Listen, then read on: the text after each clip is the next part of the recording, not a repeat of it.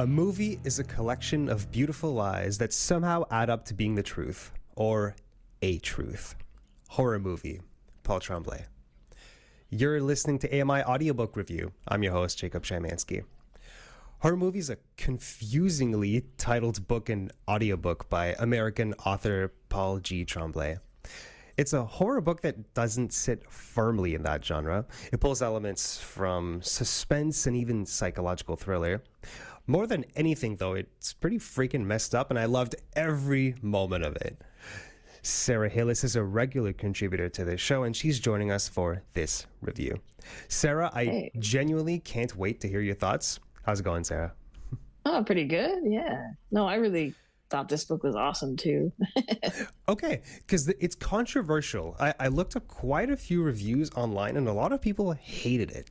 It doesn't have good reviews on Goodreads, but it seems like the people who loved it, and the people who hate it. Let's start with getting the short version of your thoughts. We'll put it that way. So, if you had to write a review article for this book, what would you title it? I think I would title it Horror Movie Confessional Monster Book and Study in Demonology. I don't know. I don't know what I'd really title it. I honestly, you gave me this question before we ever went on, and I couldn't find a really good title, I have to tell you. I have mixed feelings on all the themes that the author is trying to say. In fact, I don't think Paul Tremblay is really trying to make a point or explore very deep themes. I think he successfully made me feel very unsettled, and I just wanted to know what happened next. If I had to write a title for a review article, I didn't think of one either, but I'd probably say a suspenseful, freaky audiobook experience that'll keep you awake all night, which is exactly what it did for me, because I listened to this one in one sitting. It's 8 hours long. I listened to about 1.2 speed, so that adds up to about 7 hours. And all afternoon and then deep into the night. It was I couldn't get enough of it. Okay, so Niz described or read the synopsis a little earlier. Yeah. And it seems complicated, right? With the multiple points of views and timelines, it's told through somebody recalling his experience on this movie set, and through the actual screenplay of the movie that they're making, and then through a timeline further in the future, in modern day, where they're trying to remake the movie that never got released in the first place. Which is kind of now, sort of in the present time of internet and all that stuff, right? So did you find this hard to follow? I found it an interesting way to tell a story, let's put it that way. I don't think it was that hard to follow for me. I think I could manage it once I figured out what was going on. And I actually heard an interview with Paul Tremblay a couple days ago, and he said, I was writing this book and I thought, I can't really do it without doing the screenplay. I think one of his editors kind of said, we kind of need the screenplay of the movie. And he thought it too. He's I'm missing something here. Because the screenplay is the only way into the movie, right? You can't go, I put the movie in the VCR and watched it because there wasn't one. There wasn't a film that was ultimately edited and finished, right? So the screenplay would be the only way for us to know what was going on, because the Thin Kid character, or the actor that plays him, treats the events as already having happened, and us as already kind of knowing about them, right? Because we're the internet people, we're the fans, we're the people that wanted to read this book because we're the fans of the movie, right? That's where he's situating us. And so, but because we're not that, because we don't know what happened, we have to find a way to find out. And so he could have just kind of gone and said, here's the scene, here's this day of shooting, and this is what happened. But like, to use the script, I think gets you into everybody's head a little more, and especially the writer and main actor, or one of the main actors, I guess. And yeah, I think it's really cool. I think it's a cool idea. I can't imagine this audiobook without the screenplay part of it. It would have been incomprehensible, honestly. Yeah, I think so. So we heard the synopsis earlier, but I always find it doesn't really tell the whole picture because it kind of comes from a marketing point of view. Yeah. Do you want to try and summarize this before we get carried away? Do you want to try and summarize this story, spoiler free, just to get people on board? Okay, so it's a story that is told from the point of view of an actor who, in a formative time in his life, played this character. I kind of think of it along the lines of those summer camp stories where you're reviewing the time at summer camp and what it meant to you and all that kind of stuff. Because he's in his 50s now, right? So, and he's explaining. So the story is told from his point of view, who he's become a meme himself, basically, because of all the hoopla surrounding the movie, which was never finished, and we don't know why at the beginning. And but everybody, it's like an urban legend, right? It's an internet urban legend. It's a cursed film. Everybody thinks, because there were these leaked footage. This is not a very good summary, I admit, but because it's hard to explain. It's really hard. Yeah. It's weird. And the audio, okay, so it's told through his voice for the most part, like, because he's the one that lived it. I'm the witness to everything. I'm the one that, but is his memory quite reliable? Is it not? Is he making things up? Is he telling the story the way that people think it should be told, or the way that he lived it? Like, because there's so many, when you get something on the internet, everybody writes about it. There's all these theories, and that's the kind of thing he's dealing with too. The author himself is dealing with it. It's totally satirizing cult followings. It's satirizing Hollywood. Yeah, like, I think it's actually deeper than you think it is. Okay, I'm looking forward to hearing about that. Before we move on, though, I just want to give you all a warning that this audiobook has mature themes, violence, and uncomfortable topics, and we might be getting into that in this review, so listen at your discretion. Also, know that we're going to be spoiler-free for this first little bit, but we will get into spoilers a little later. We'll make sure to give you a warning, though. I thought it was kind of hard to follow at first, like, because I had these three timelines.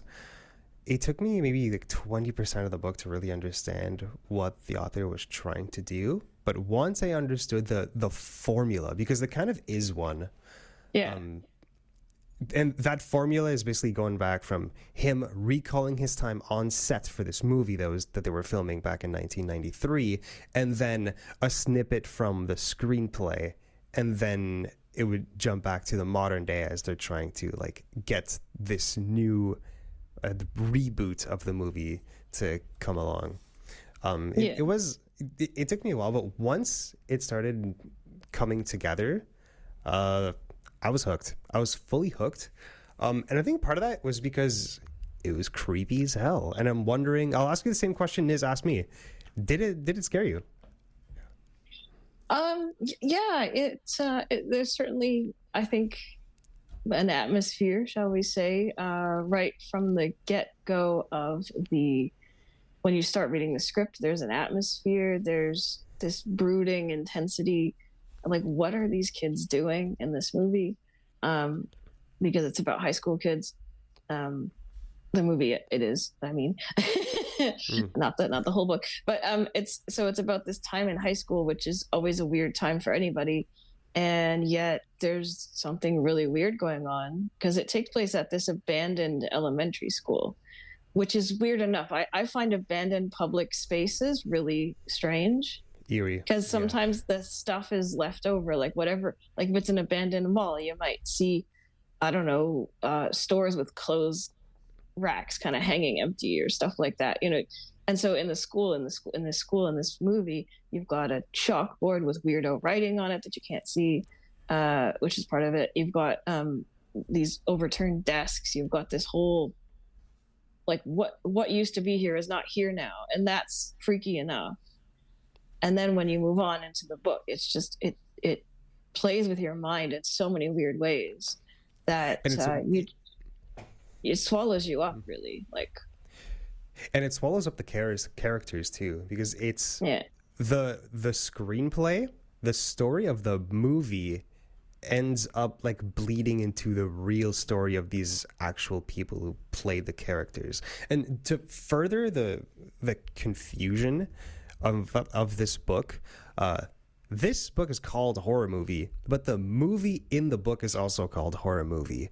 And there are three main actors, and they're playing themselves. So the actors are called Cleo and Valentina, and the characters in the movie are called Cleo and Valentina. So it's like there's clearly like a blending of the movie in the book and also the reality that these actors are living through.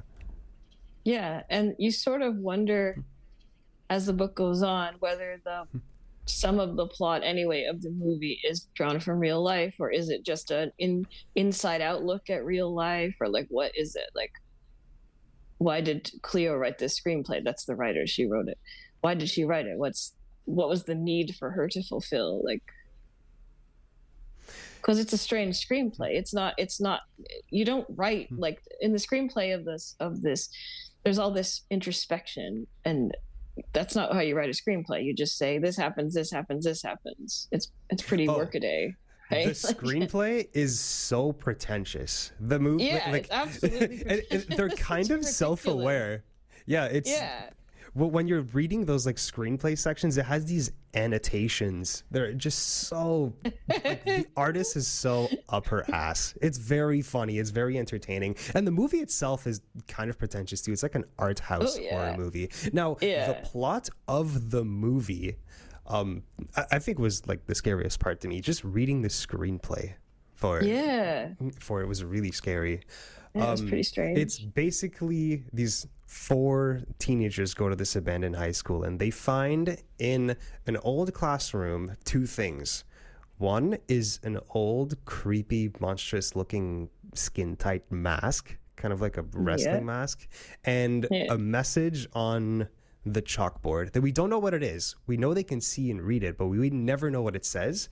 And for some reason, the message on the chalkboard compels 3 of the friends to put the mask on their 4th friend, the Thin Kid, and then they proceed to lock him in a closet and abuse him for the whole movie. Days. To the point, in the for movie days. It would be over days. Like, oh my god. And it seems, like the goal is to do this ritual that'll turn him into a monster that eventually escapes and starts killing everyone in town. And that's the way the movie Kid goes. That's the way the movie goes. Yes. And the Thin Kid, the guy who plays the monster, he's never named. He doesn't actually have, you never know what the name of the actor is. It's never mentioned, which kind of like strips him of humanity a little bit, which is fitting because he's seen as like this like faceless monster that's really creepy. And when he escapes, at that point, he's not a person anymore. But the reason I tell you this is because the Thin Kid, the actor, also changes a lot during the movie, where he doesn't talk to people if he's wearing the mask, where he seems to really relish the role. He kind of like absorbs himself in his own solitude and his own problems, because it's a first person point of view of him, like retelling the story of him acting as the role of the Thin Kid. You can tell that he's like definitely changed, and this is where there's like a melding of the movie and the overarching plot of this book. Now, I want to ask you about the Thin Kid because he's definitely the main character. What did you think of him? The character in the book, who's the actor that plays the Thin Kid, okay, this is where we're going, right?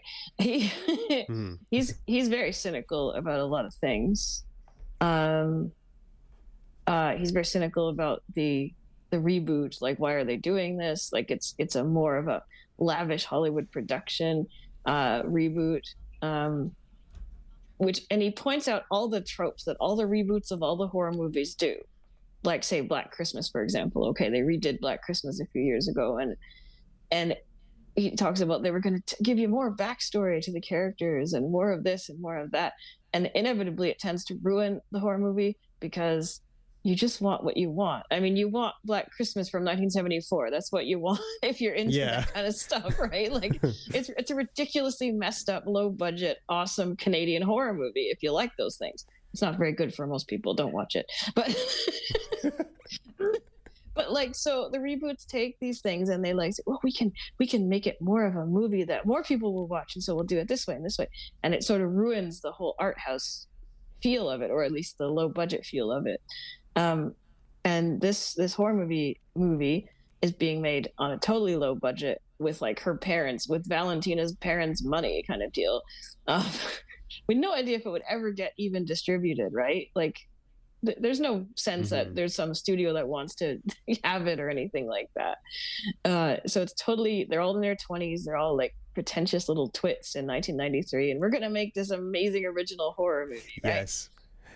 But when he sees the director and the producer of the new one, he's like, oh, here they go. They're going to just Hollywood it up and it's not going to be the same. And I'm going to be a consultant on the movie, that kind of thing. Like, you know. I thought all the characters were so 90s. And I don't know if it's just because I've been reading a lot of books that are set in the 90s. But why were people so mean in the 90s? Everyone's such an edgelord. There's just this vibe of teenagers from the 90s. They're so preoccupied with people who are posers, and like authenticity was so important, and the mainstream was just the worst. It just was, man. Having lived in the 90s as a teenager, although I didn't participate in a lot of that, I saw it. and Thin Kid, the actor, when he's telling you about these experiences of being on the movie set, he's presumably telling you this from like modern day, like he's looking back at his experiences. You still get the vibe that he's a very cynical he's a jerk in many ways. He's a jerk. He's a total jerk. Yeah. And he knows he's a total jerk. That's the cool thing. And this is an important part of all of this, and what makes this book just absolutely mind-breaking is that we also know that he, the character, and he, the narrator, is a total liar. Paul Tremblay writes this book with a lot of unreliable narration, and there are some revelations later on in the book that make you question if anything he told you was true. You know, parts of it are true, but there's certain aspects of it that you're like, well, that doesn't make any sense. Like, this dude totally lied to me. And the fact that he seems to lie to us to try to make the legend of this cursed movie from back in 1993 seem larger than life and more mysterious and have more intrigue around it, it makes me think about other things in like pop culture lore and urban legend that are completely fabricated in real life. Like how many things are just completely made up or kind of distortions of reality. Yeah, like I thought of Slender Man a lot. There's nothing. Slender Man is a purely internet-based urban legend. It's I don't know where it even started, but there's no real truth in any of it. It's just Slender Man is this guy that's going to follow you and get you if you're a certain age of being a child in a certain place in the world, and it just was created. It was like totally like well, why? And the cool thing about him, the character that plays the Thin Kid in this book, he wanders around in Thin Kid clothes. Like he wears Thin Kid clothes, the clothes from the movie. He wears his white t-shirts all the time. He is the Thin. He knows he's a meme and he's just gonna be it for the most part. Like he really embraces the meme, even though it's like he doesn't even realize it himself. Almost he's self-aware in some aspects, but in that aspect, in the way that he embraces the meme, it's like he doesn't even realize it. He's kind of a joke. You're listening to AMI Audiobook Review. I'm here with Sarah Hillis and Nisreen. We're reviewing Horror Movie by Paul Tremblay. That's an audiobook. Still, that title is so confusing. Niz, do you have, we've been talking about this so far. I don't think you've read this book. Since it's kind of a confusing one, do you have any questions or things that you think we haven't been very clear about? Yeah, absolutely. I had two questions. So first, Sarah, I was going to listen to this audiobook, but I remember telling Jacob I'm terrified of thriller books and I don't think I can sleep at night kind of thing. And he's like, maybe it's not a good idea. You take a listen. So I was like, okay, that's fine. You know what? You think it's too scary? That's fine. So I wanted to ask you guys, what were there any particular scenes that were especially disturbing or thought-provoking? Now, this may lead to some spoilers. Yeah, there are some scenes that are definitely. Oh yeah. There are some scenes that are disturbing on just a pure horror level, and some scenes that are really psychologically difficult to deal with. Do you want to give an example? Yeah, like, okay, we can get into spoilers at this point. Yeah, spoilers. Yeah, we're gonna mention there's a bit of suicidal ideation that goes on in this book. Okay, so I'm just gonna briefly talk about this one character who which is Cleo, and she during her high school days for real, and also kind of in the movie too, she said that she would walk down the stairs like never holding the railing because she felt that maybe she'd have an accident and maybe that would help her to do the thing she wanted to do without actually doing anything to cause her own like death, right? And this level of depression or whatever it was just so disturbing to me. Like someone who just walks around all day trying to find ways for this to happen to them. Like, so that was a very psychologically disturbing portion of the book for me. The just pure horror comes when the Thin Kid has undergone his transformation and does the awesome. If you're into horror movies, it's awesome. If you're not, it's not awesome. But the sort of awesome, as a person who is a total horror junkie, the awesome teenage slasher craziness of just going to a teenage party and just going Leatherface on everybody, just doing everything, like just horribly going dismembering people. Texas Chainsaw. You mean killing everyone with the chainsaw? Yeah, just absolutely just going nuts. And he's not, because he's not a human anymore in the movie, right? And in the movie, he's some sort of super powered killing machine kind of deal they've turned him into. It's crazy. And so I love, so from a literary level, I love the whole playing with the various tropes of horror movies, because I'm a total horror movie addict.